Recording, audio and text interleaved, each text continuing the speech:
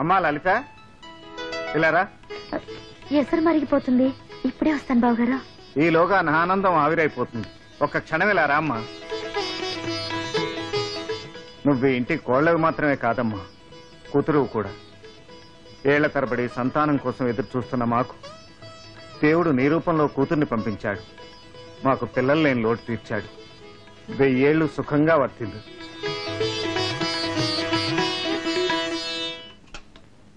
నేను చెప్పిందేమిటి, నువ్వు చేస్తున్నదేమిటి?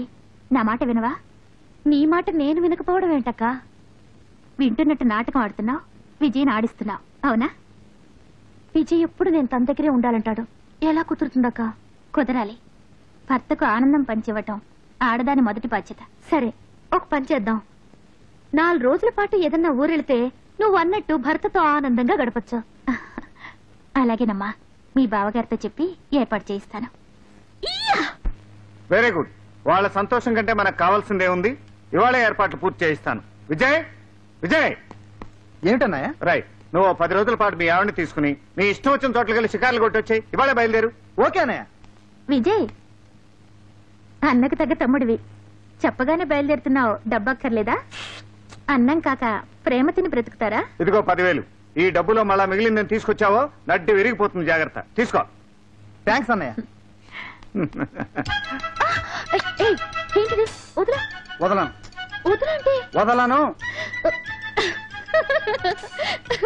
సర్లే కాని ఇదిగో 10,000 అన్నయ్య ఇచ్చాడు హనీమూన్కి చెక్కేమని. మన ఇద్దరినా? నేను రాను. ఏ, ఎందుకని? అక్కర అందే, నేను రాను. వదినా, సర్లే.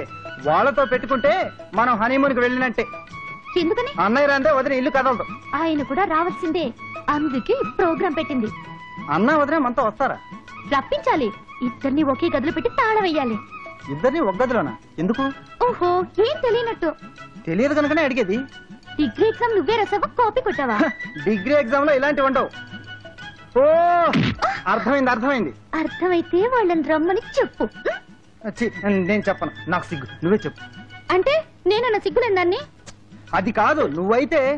కాదు, నువ్వే చెప్పాలి. నువ్వే చెప్పాలి. నువ్వే చెప్పాలి. నువ్వే చెప్పాలి. నువ్వే చెప్పాలి. నువ్వే చెప్పాలి. నువ్వే చెప్పాలి. నువ్వే చెప్పాలి. ఏమిటా ఎలా పడ్డావు? ముఖానికి ఏమిటది? ముఖాన ఏముంది?